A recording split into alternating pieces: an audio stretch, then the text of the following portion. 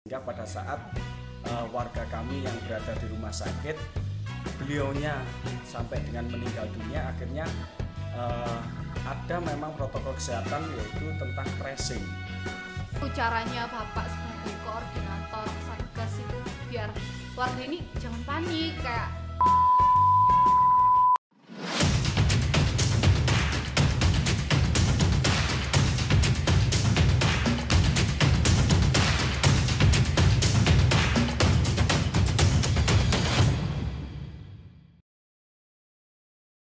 Hai semua, selamat datang di podcast kita kali ini.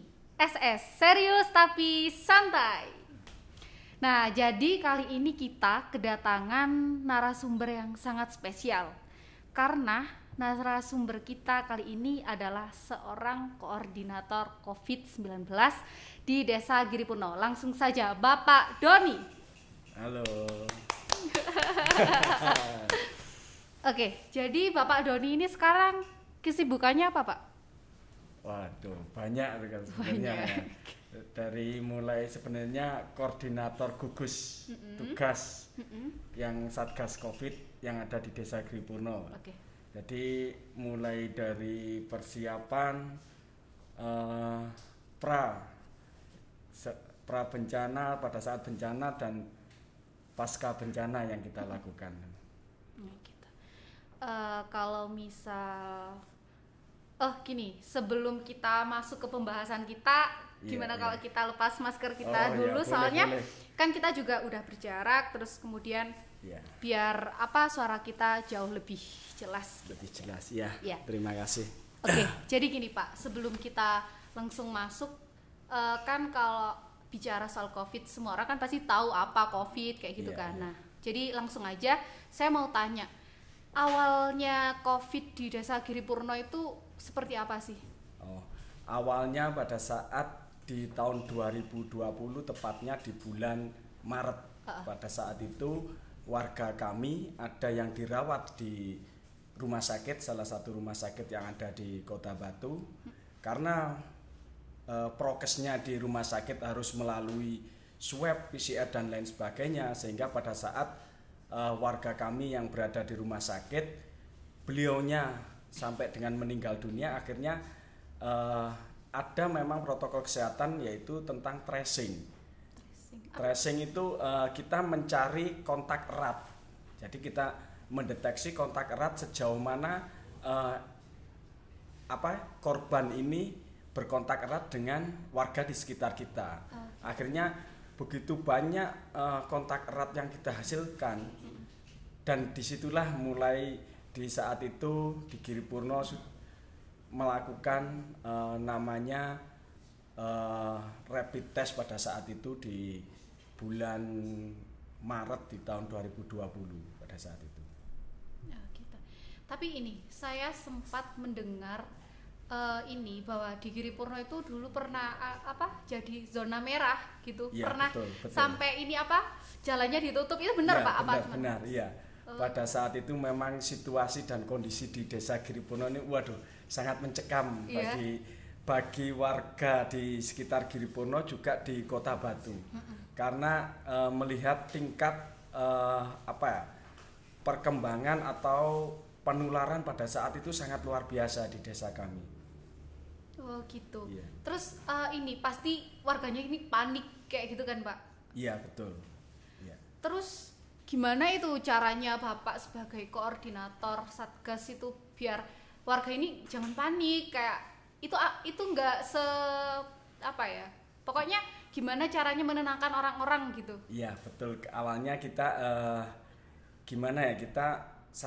kita melalui pendekatan persuasif kepada tokoh-tokoh masyarakat yang ada di sekitar situ. Akhirnya kita memberikan edukasi, memberikan pengertian bahwasanya wabah suatu COVID ini tidak mencekam, tidak berbahaya seperti yang diberitakan di media sosial.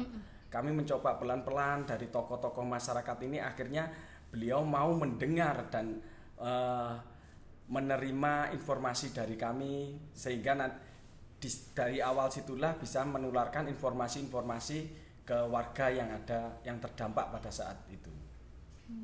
gitu.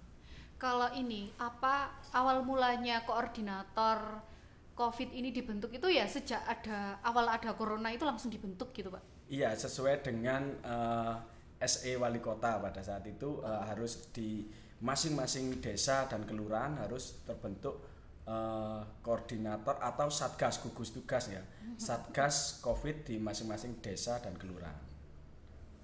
Terus ini kira-kira apa setelah terbentuknya koordinator satgas COVID itu langkah yang dilakukan itu apa sih? Kita sosialisasi minimal di masing-masing RT dan RW atau lembaga-lembaga yang ada di Desa Giripurno. Bahwasanya kita ini loh sudah ada satgasnya dan tugas dan fungsinya itu kita sampaikan bahwasanya tugas dan fungsinya adalah yaitu sebelum, pada saat, dan sesudahnya. Sebelum apa yang kita lakukan yaitu mitigasi, yaitu pendataan. Kira-kira warga di Desa Giripurno ini berapa yang rentan? Gitu. Terus berapa yang berada dirawat di rumah sakit? Berapa yang sudah melakukan isolasi mandiri? Itu melalui karena tidak bisa lepas dari banyaknya lembaga yang terlibat, khususnya Bapak RT RW karena beliaunya lah yang ujung tombak dari kami, sehingga melalui beliaulah informasi-informasi di lingkungan di masing-masing wilayah di Desa Giripurno ini kita ambil informasi dari situ, sehingga kami untuk mempermudah informasi apa yang ada di tingkat kecamatan maupun kota itu menyampaikan mulai dari lembaga-lembaga RT RW yang ada di Desa Giripurno. Oh gitu. Nah ini kan katanya tadi melakukan sebuah sosialisasi gitu kan. Nah kan ini kita kan harus menjaga jarak dan lain-lainnya. Terus cara mensosialisasikan gimana? Kan biar kan tentunya kita harus menghindari kerumunan kayak gitu loh. Iya, betul. Jadi kita itu melakukan sosialisasi itu kan bisa dari media sosial juga bisa juga dari kita di sini kan ada budaya cangkruan, biasanya orang-orang tadi lewat apa yang bisa di saat bertemu teman, kawan, kerabat dan tokoh di situ kita melakukan sosialisasi. Karena juga tidak mudah menyampaikan informasi tentang COVID-19 pada saat ini, baik pada saat ini juga pada waktu itu. Karena juga yang kita tuju adalah sebuah keyakinan. Mau tidak mau sama halnya juga kita pada saat pada tempo dulu, pada saat nenek moyang dulu pada saat menyebarkan sebuah agama, karena di situ adalah yang dituju adalah sebuah keyakinan.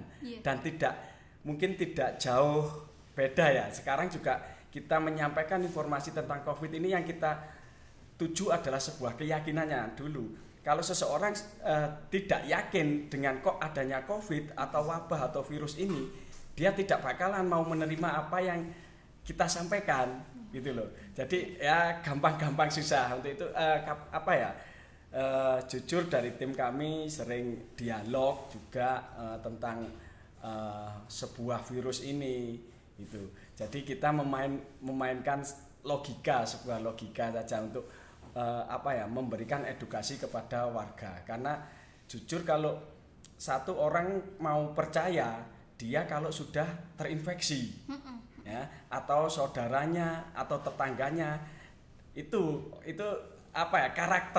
karakter mungkin ya bukan hanya di desa kami saja, mungkin di seluruh desa yang ada di Kota Batu mungkin seperti itu. Iya sih Pak, kebanyakan ini orang-orang itu kayak belum percaya kalau orang sekitarnya itu belum kena kayak gitu. Atau kalau enggak dirinya sendiri belum kena kayak gitu ya. Monggo Pak diminum dulu biar santai Pak. Kita tegang. Iya Pak. Kita minum dulu ya. Nah, ini apa ini minumannya ini? Teh manis ya. Manisnya di sini. Iya, semanis. Enggak, gini Pak. Balik lagi ya. Kan dulu waktu di Giripurno masih apa katanya zona merah itu, di sini ada nggak sih kayak apa yang jaga malam itu loh, yang sampai di palang-palang itu ada nggak pembatasan? Ada. Itu jadi sampai kami itu menginstruksikan kepada seluruh Bapak RT dan RW itu untuk menjadwalkan warga masing-masing warganya untuk ronda, ya ronda di tiap malamnya itu. Jadi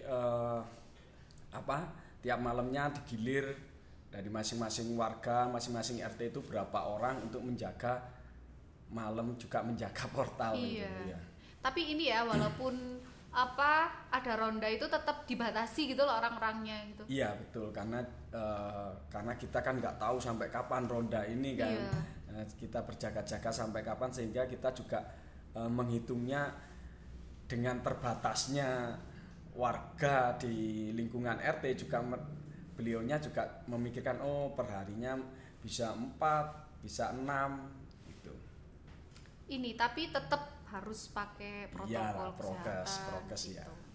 Terus ini ada nggak kayak orang-orang itu kerja bakti bikin tempat cuci tangan kayak gitu-gitu?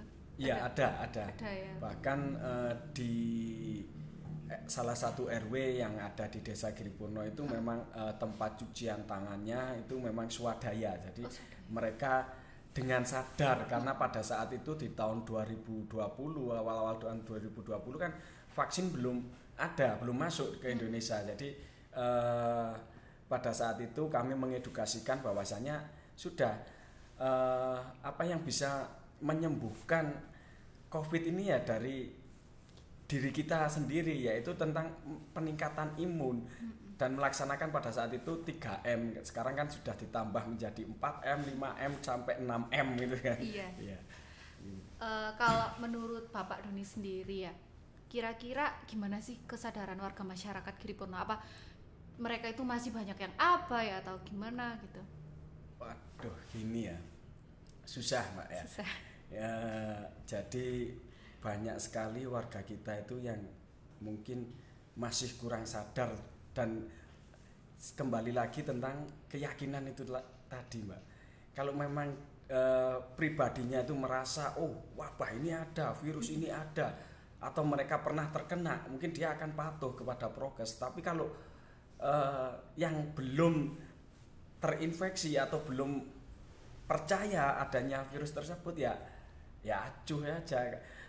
Pakai prokes ini kalau mungkin terpaksa mau ke kantor desa nih mengurus sebuah administrasi, karena kita mewajibkan kalau masuk di pelayanan ini harus pakai masker. Terus mau keluar nih, mau keluar rumah, perjalanan jauh, ini kan nanti kalau ketemu Pak Polisi harus pakai masker, pakai masker. Jadi sebuah formalitas. Itu sebagian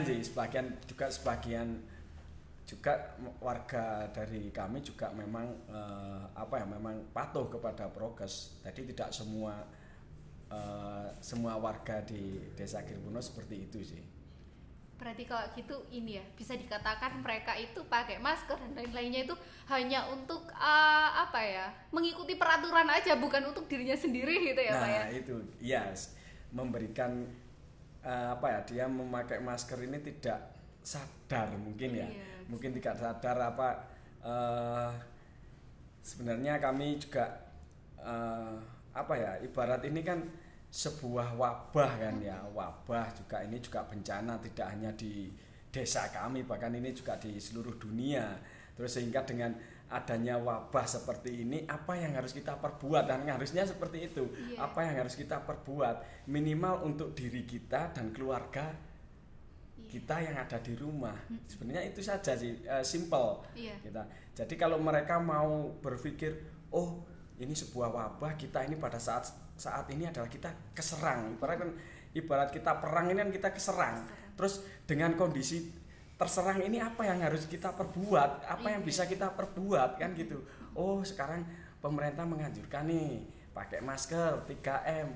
Nah, mungkin kesadaran disitulah yang mungkin kurang. Mungkin juga bisa jadi juga warga kita ini sudah jenuh ya, karena ini sudah berlevel-level COVID yang ada di negara kita ini juga sudah satu tahun juga sudah berulang tahun satu kali kan ya.